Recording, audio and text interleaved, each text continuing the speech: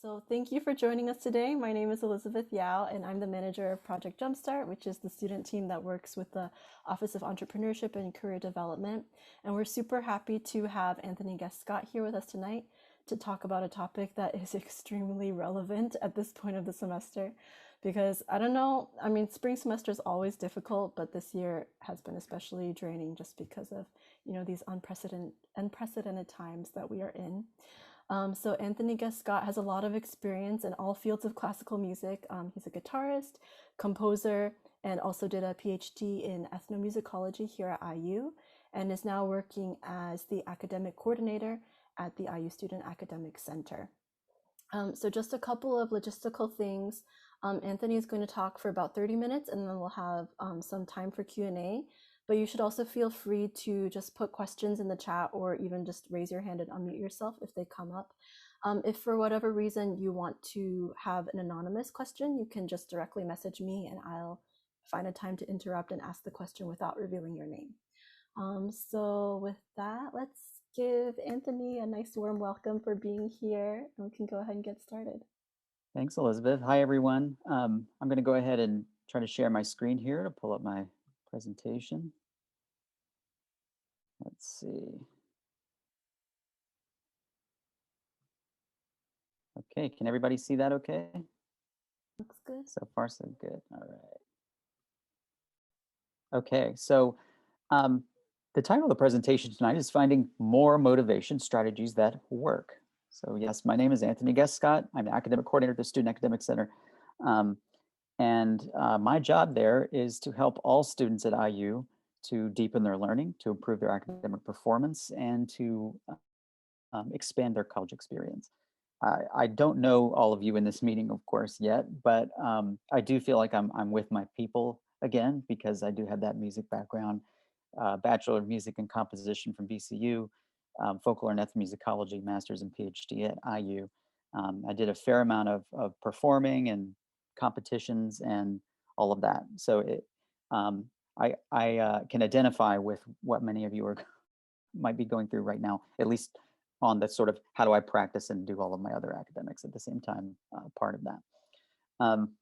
Okay, so what I wanted to start with today is and you can respond in the chat if you want to, but on a scale of sheep, how are you feeling today? You can just put your number in if you want.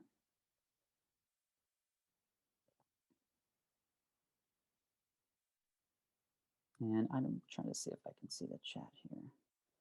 So Elizabeth, Elaine's got a 6. Elizabeth, you've got a 2. I think I'm going to go with 6 and also 8. I feel very happy to be with you and to share some beautiful ideas with you tonight, my flowers. But I'm also feeling like sometimes a little bit like number 8. I can't tell what number 8's doing. Number 8 might want to say something. It might be throwing up. I'm not sure. But given any given day, I could be one or more of those things. There are a lot of good reasons why we are feeling this way right now. And when I say we, I mean everybody, at least including me in this chat right now. And a lot of what we're all experiencing is burnout, which is not exactly the same thing as exhaustion. It's not just being tired. It's a deeper exhaustion than that, almost a spiritual exhaustion. So it's physical, it's emotional. It can lead to feeling kind of cynical about things.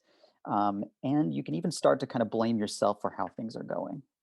Even while being aware of, everyone struggling, it's easy to internalize some of that and say, what's wrong with me? Why am I not good at this? And just on the kind of neurochemical level, what seems to be happening is that the emotional kind of reactive part of our brain gets reinforced over and over again through those chronic stress experiences. And then the sort of higher order executive functioning part of our brain that's good at creativity and problem solving is weakened. And it's a cycle that can repeat over and over as we go through this. So that's kind of what's happening under the hood, so to speak, right now. And we can talk more about that if you want. But the first big point that I want to put in place here as a kind of a principle right off the bat is this idea of who's in charge. Okay, so you've got a rider and you've got an elephant. And in this metaphor, the rider is sort of the seat of reason, logic, that goal setting, that kind of thing. And the elephant is the emotional part of what we're going through right now. And as you can see, the elephant is enormous compared to this rider. And there's a reason for that. If you had to figure out who was in charge, you'd probably say it's the elephant, because that rider is going to go wherever the elephant carries it.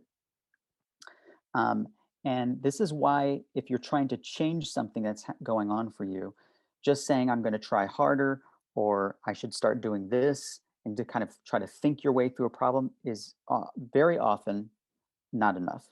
And it just doesn't usually work. You have to attend to the emotional part of an experience to really affect enduring change. That's why you can't often just kind of think your way out of a problem or into a feeling of motivation. So with that in mind, if feeling's kind of the part and often in charge, the quickest way to change that feeling is actually to start with doing something different. Start kind of on the outside with that change. So we have these lovely costumes here. So something that you do kind of out in the world is kind of the best place to start to change your internal emotional state, and then to change the thinking that comes out of that. So here's another way to say that. The principle here is that motivation follows action. And the reason I want to emphasize this right at the beginning is that many of us think of motivation as working the opposite way. So there's this sort of pop culture stereotype of motivation as like that light bulb moment where you come to some sort of realization and then you act on that realization. And it does sometimes work that way, but it doesn't usually. Usually it starts with the doing and follows from that. So it's the opposite of what many of us think. So if you're having trouble getting into the practice room, the quickest way to feel like practicing is to start practicing, which I know sounds like a catch-22, but here's where I'm going with this. This means that getting to that point of just getting started becomes one of the most important places to focus our attention, because then motivation can build from that. It's that first step that tends to be the hardest. Okay, so with that in mind, let's talk about some getting started strategies. So this leads me right to procrastination, and with a principle I call eat that, or we call eat that frog. I'm going to tell you more about that in a second, but first of all, let's just talk about procrastination. We all procrastinate, including me. My parents think it's hilarious that I talk to students about time management and procrastination, because they know me. But that is, I have a lot of experience with it, and so I can identify with what some of the issues are. We all do this to some extent because it is protective. It actually helps us. It repairs our current mood when we're feeling overwhelmed, or like life has just thrown something to us that is too much to handle. So we procrastinate to attend to our current selves. But it puts our future selves sometimes in a rough place. So that's what's going on with procrastination. It's not a moral failing. It doesn't mean that you're just a disorganized person. It's a very human response to what's going on with you. So with Eat That Frog, this comes from a business book by Brian Tracy. And the title comes from a quote attributed to Mark Twain, who supposedly said, if you have to wake up one day and eat a live frog, you can bet that that's going to be the easiest thing in your day, and your day is going to get better after that. So the idea here is this premise. You will never be done with your to-do list. Not now, not next year, not when you get out of here and move on to the next phase of your life. If you accept that premise, then your task becomes to find what the most important work is for you to do for your success, and to move that to the top of the list, and deliberately procrastinate on the things that don't matter as much. So you're making strategic choices about that. So your frog is that most important work that needs to be done for your success. It can also be the kind of task that can't be done in one sitting. Like, let's say you have a 10-page paper to write. It's easy to put that off because if it's not due tomorrow, you can borrow against that time. That would be another good example of a frog. Or it could be anything that's that has that emotional weight to it, something that's hanging over your head, something that you're dreading. So that's the first part of the strategy, is finding that most important work. The second part is to take those big frogs and shrink them into smaller frogs, to divide them up into smaller, manageable tasks that you separate throughout your time over time. So what happens is when you do divide up your big tasks like that, even if by the end of completing it, all of the time adds up to be the same as dividing it up into the little chunks, doing it in these little pieces makes everything feel easier. So over time, as you complete each step, you will build additional confidence. That creates momentum that pushes you toward the next step. Dividing up tasks this way helps you lower your stress because you can focus just on that one piece of it. And as you meet and succeed at each step in the process, you can celebrate each of those steps completed. You will start to feel more and more and more like an organized person. Psychologists call this self-concept. So you will actually change the way you relate to yourself and the way you see yourself, because you will have all of these success experiences in the bank to support that view. So if you have trouble deciding what that most important work is, you might try this tool. This is called the Eisenhower Matrix. It's basically where you take your tasks and you divide them into kind of different combinations of what's urgent and important. So your frog might be the thing that's most urgent and most important, that upper left quadrant. If it's something that's important but not that urgent, then I would schedule it somewhere. Put it in your calendar, your planner, whatever time management system you use. Give it a time and a place you're going to work on it. If it is kind of urgent but not that important, you might be able to delegate it. You could squeeze it in between other tasks in the kind of downtime in your day, but it doesn't need pride of place in your time. That's for your frog. And if it's not urgent or important, can you get rid of it? Or can you move it, to later in your list or at the end of the day when you're ready to relax and turn off work for a while? All right. So by the way, this Eat That Frog strategy, I use this all the time. So at the beginning of every week, I will go through my list of tasks and I'll decide on a frog for each day, Monday through Friday. So if I get one task done in that day, what is that task going to be? That's how I think of it.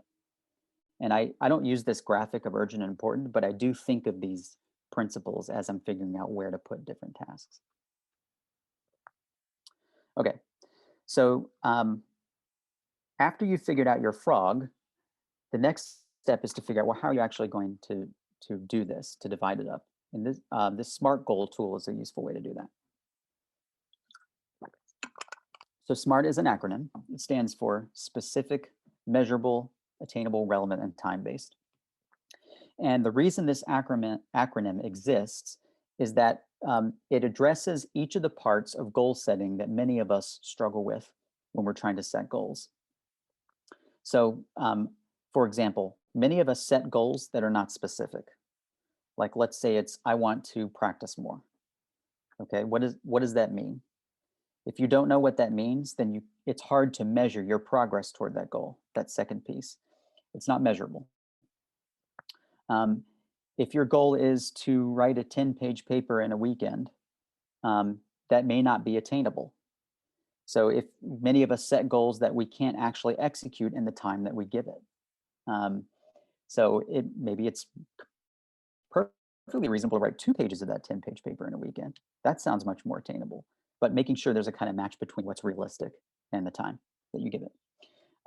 Relevance is also important. So we are often very good at accomplishing goals that aren't immediately relevant to our most important goals. So I can work really hard toward a goal that's someone else's goal, but I might not be working toward the ones that are most important for me. And so that's a critical question to ask. And then finally, time-based, that there's some kind of deadline that you're giving yourself for that goal. So what this framework allows you to do is, as you meet each of your goals for each of your pieces of these big projects, you can celebrate that achievement. And that goes toward that motivation follows action principle. The fact that you've completed that step will give you that boost to keep you moving forward in building your motivation toward the end target. Okay, so let me check my time to see how much time we want to spend on habits. Okay, so yeah, I'll talk a little bit about this. So this is our kind of third strategy here. We've talked about eat that frog. That was number one. SMART goals is number two. Number three is using the science of habit. So one of the things that really trips a lot of us up is how to turn good ideas into action. Like we know what we should do. We've set our SMART goals. We've got our frogs. Now, how do I actually like make sure I do it? And this is where habit can come in handy. So the advantage of building a habit is that it's a default setting. You're not kind of dithering about like, do I do it now or do I not? What do I feel like doing? It becomes just a part of what you do. It kind of takes it off the table of decision making. And what a lot of successful people have figured out how to do is to kind of intuitively tweak their environment to make whatever it is they want to do easier and whatever it is they don't want to do harder. And so they've reduced the role of willpower by doing that. So it's not like they're necessarily blessed with, you know, genetically enormous reserves of grit. It's that they've sort of figured out, well, this is what I need to do to make this actually happen. And you know, there are lots of ways to create habits. There are common habit cues like the same time and place every day helps. If there's always a certain preceding action, like I always practice after lunch or breakfast or whatever it might be. Setting tiny habits and rewarding yourself can help too. So if you're trying to practice for an hour and a half and or let's say you're trying to expand your practice time and right now you only practice an hour a day, going up to an hour and 15 minutes is something you could try. And then you can kind of keep going from there. You can try piggybacking or stacking, kind of chaining, attaching habits to current things you're doing. And then there's this friction idea where you make things harder again to stop doing something, or you make it easier to start doing something. So my favorite example of this is practicing my instrument. So I'm a guitar player. Without fail, if my instrument is in its case, that's a huge deterrent for me. So it made a huge difference in my life when I got stands out, removed my instrument, and had it on a stand staring at me where I could actually reach out and touch it. That's a good example of decreasing friction to make it easier to start. It's right there in front of me. All right. So number four, you and also you, take care of yourself like someone you love, like you're someone that you would want to take care of. Treat yourself well.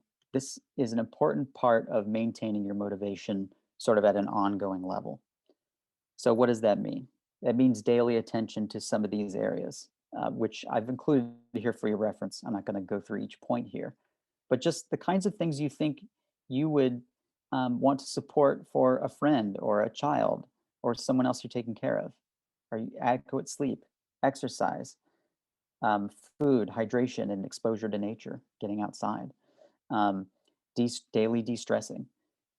A lot of these things will all help with a number of aspects of your life at the same time. So sleep, for example, does a lot of the same things that exercise does, and et cetera, et cetera. So daily attention to these areas will improve your mood, your ability to manage negative emotions. It will increase your ability to do all the important learning you're doing as you prepare for recitals and performances. And the research on the stuff I'm talking about here is substantial. It will make the time that you put into your instrument in the practice room and in your studying better and more efficient. Not only that, it will improve your life in general and the people that live with you and that are around you. It improves everything at the same time. That's how powerful this is. If I had to emphasize two, just to start with, I would say attending to sleep and de-stressing. And these two things can be especially difficult right now. So that's why I emphasize them, but they also make some of the biggest differences. So here's some ways to get sleep back on track. That's a hyperlink to an article where you can read some more strategies there.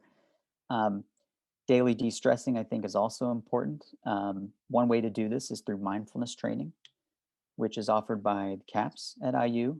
So mindfulness training teaches you strategies for relaxation, emotional regulation, it can improve your focus, and even your cognitive flexibility. And this is well supported by the research. So when I say cognitive flexibility, I mean the ability to move between different emotional states, from something more negative to something more positive, and even between different activities you're trying to do in a given day. And there's a little bit of the schedule, but these are hyperlinks there, so you can read more about that. Okay, so all of this that I've told you so far at some point will fail. You will get stuck. It won't work, not because you did something wrong, but because you're a human being, and not all of these things will work for us all the time. So now what do you do? I think we need some specific strategies for that kind of moment. So here is number 5 I'm going to talk to you about today is shape the self-talk. So at that moment where you're like kind of poised to either do something you feel like you should do or not, and you're sort of going back and forth and you're like, I'm not really feeling it today, it helps to check in and say to yourself, how will you feel after completing this task? And also, how would you feel if you don't? If you can anticipate that good feeling of reward, that feeling of accomplishment at the end of completing, if you can kind of look forward to that, and if you've done this kind of task enough to know that that will happen for you, that makes it easier to start and to do it. It can also help to reach out to that higher purpose for why you're doing what you're doing. You know, what is the bigger deal reason that you're here? You're pursuing this degree. Why? For what? What do you hope it does for your life, for the people around you? You know, what does this art mean to you, and how is this kind of a part of that? And then the third thing, this is a good strategy for combating burnout, but converting the problem that you're kind of struggling with to a question. For example, if you're kind of feeling like, God, I'm so busy, I don't know what to do. If you can convert that to a question, like, how can I change my schedule to make more time for this? Then that changes it from just something that's kind of burdening you to something that you can ponder and that's actually actionable, that you can turn into an answer by kind of examining it more. So shaping the self-talk. And then finally, practicing self-compassion. So self-compassion goes back a little bit to the point I made earlier about taking good care of yourself. So not just your physical self, but your emotional self. So self-compassion, this comes from Kristen Neff, is the scholar who coined this phrase, this term. But it emphasizes thinking about 3 things: self-kindness versus self-judgment. So instead of judging yourself for not doing something well enough, then you're kind to yourself, you're supportive of yourself, the same way you would be to a friend who came to you. You would never, like, if your friend came to you and was like, oh, I'm feeling really bummed about this and that, you would never be like, yeah, you should be. You're terrible, you know. You wouldn't treat your friend like that. So don't treat yourself like that either. Um, and if something is not going well, that's not a sign that there's a problem with you. That's a common human experience. So it's not isolated to you as an individual. We share that with you. There's everybody knows what that's like. And then this third principle, mindfulness versus over identification. The idea there is that you're trying to see whatever situation you're in with the clearest eyes possible. So you're not trying to sugarcoat it and make it out to be more positive than it is, but you're also not trying to add more kind of catastrophizing to it than you need to. You're seeing it clearly for what it is and then using that to figure out what to do next. So it's not the same thing as like self-pity or self-indulgence. It's not a free pass. It means being supportive of yourself so that you can keep moving. All right. Okay, so I think I just went through a lot of stuff. Maybe we should go to some Q&A now, and I'll stop my share so we can do that part. Yeah, so if anyone has questions, feel free to pop them in the chat.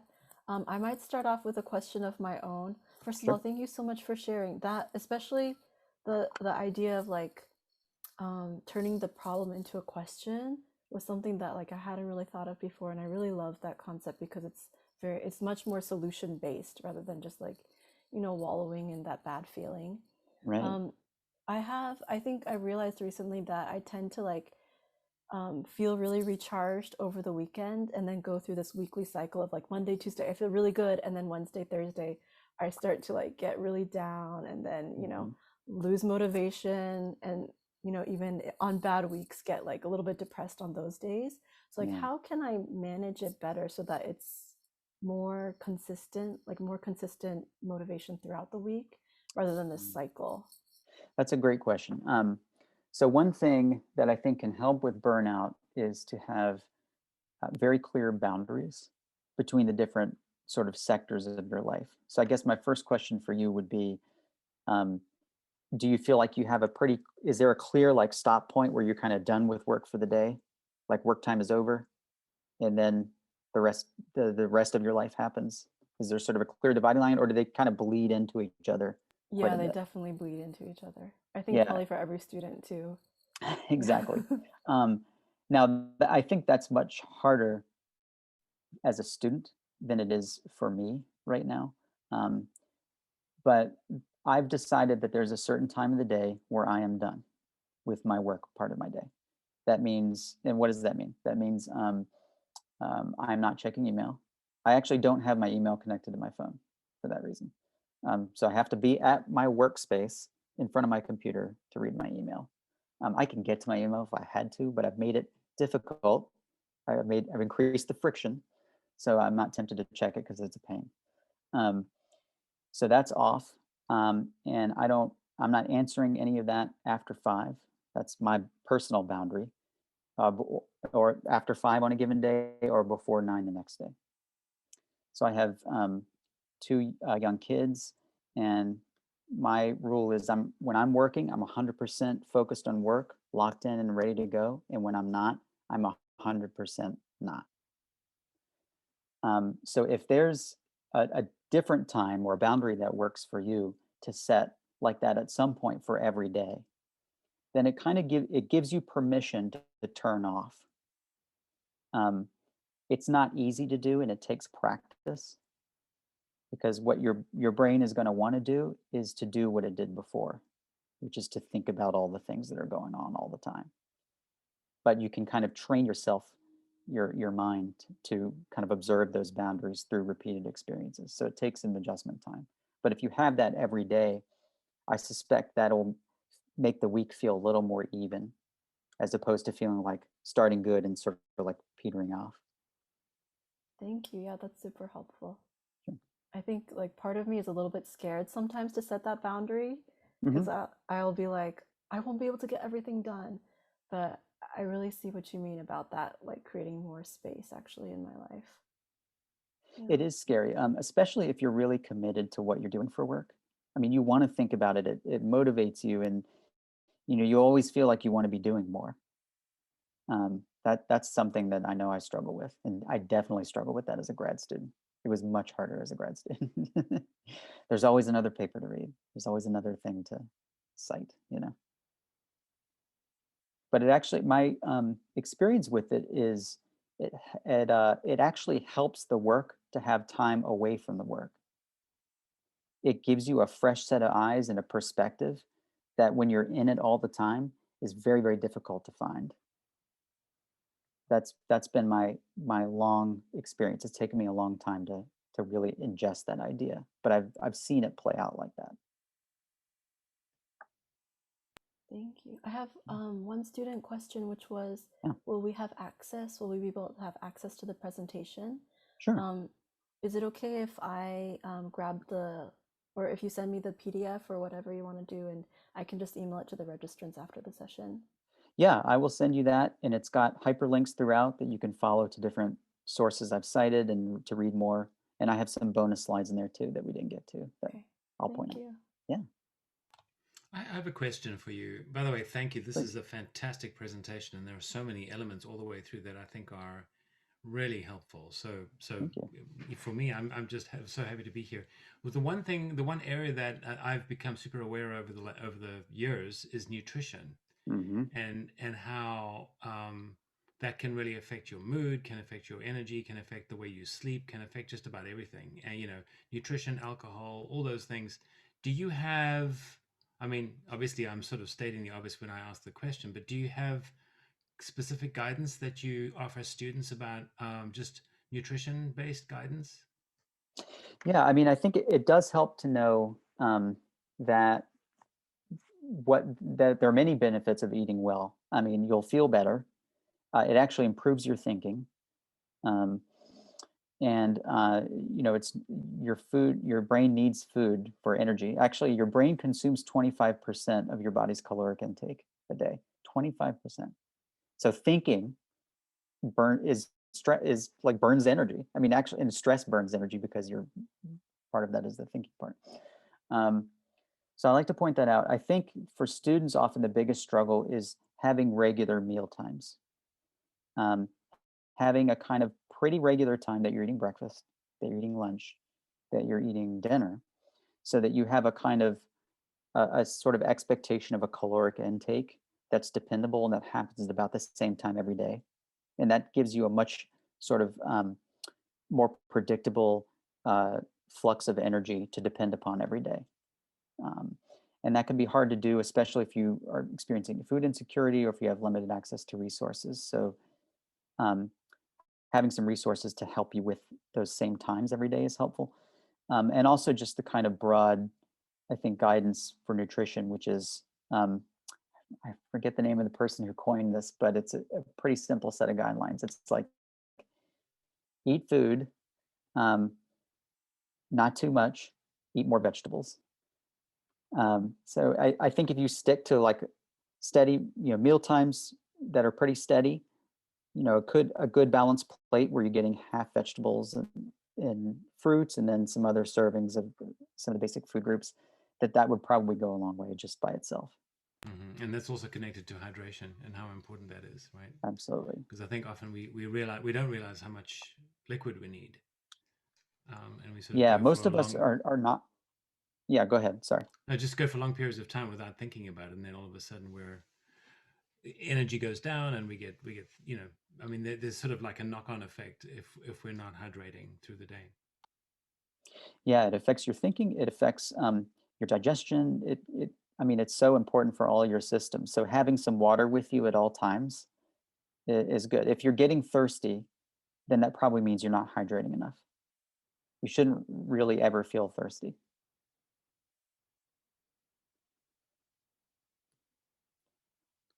Other Uh, question? Yeah. Something else. I'll just jump into this. Something else because you spoke a lot about sort of regularizing your approach to your work and managing and prioritizing and basically creating habits and arranging. And yet at the same time, I find myself doing that, trying to manage, practically manage, but also recognizing that sometimes I'll get into a zone where I'm excited, I'm focused, I'm able to do things, and then I wish that I could be there for long periods of time. You know what I mean? Because Yeah. it goes well, and I feel that I'm finally where I wanted to be, and I'm doing everything that I want to do, and then it sort of peters out, and I don't know how quite to get back to it. You know, Hmm. and do you ever have you ever done some research in this whole idea of flow and how you can perhaps practice a little bit more of flow in the way that you work? Yeah. Um, so one of my favorite kind of productivity gurus, Cal Newport, his suggestion is that you don't check email for the first 2 hours of the day, which I have had a really hard time doing. I don't feel like I really can do that. I have to at least kind of like set the agenda for the day for a few minutes. But what he's trying to get at there is that um, to give that important work, that creative work, where you want that flow experience, where you can really kind of immerse yourself in it, make sure there's a block of time like that carved out somewhere. Um, so whatever you might need for that.